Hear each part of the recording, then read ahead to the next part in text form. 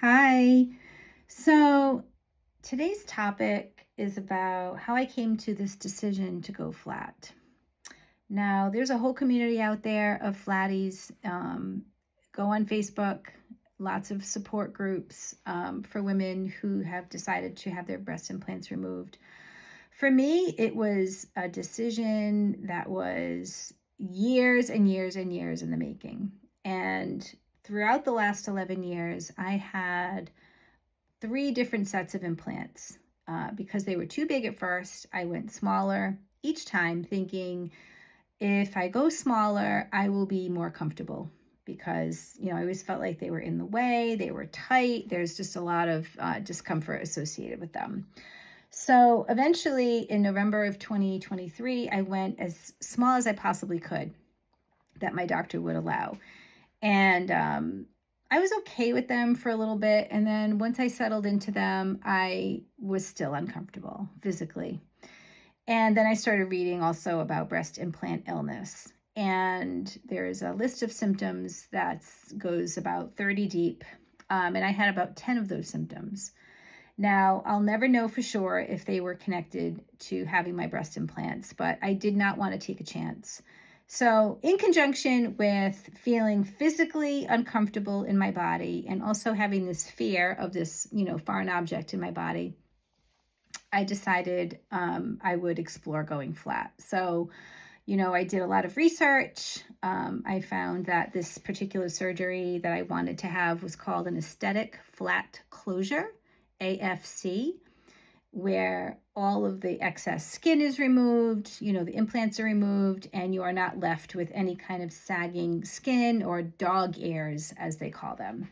So there are women who ask for this surgery, and then their surgeon ends up leaving them with this extra skin.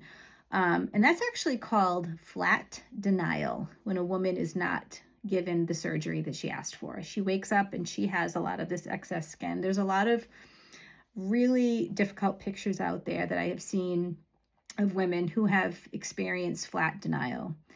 So that's why I made the decision. When I went to my doctor and asked him, about going flat, I was told that I was not going to look good if I went flat, that I would have to wear prosthetics and I wasn't going to look good. And when he had told me that, for years, that kind of stayed in my brain. It occupied so much space in my head that it stopped me from actually going flat when I could have done this years ago. But because those words stayed in my head that I wasn't going to look good or I wasn't going to feel like a woman, I let that occupy too much space in my head. Until this past couple of months when I finally just said, that's it. I don't really know why a man who has, number one, never had breasts, never had implants, and has never gone flat is giving me advice about how I am going to feel if I have my implants removed.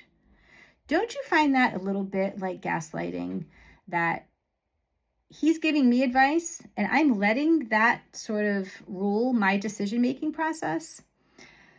So I finally just said, fuck it. I'm out of options. I'm out of options. I either live miserably with these implants and my friends and family have to keep hearing about it. I'm really sorry, by the way, that you had to hear it through the years. I appreciate you all listening to me. And now you're listening to me again. So I made the decision. I got rid of my fear. I had the surgery. I'll go into detail with maybe in the next video about that.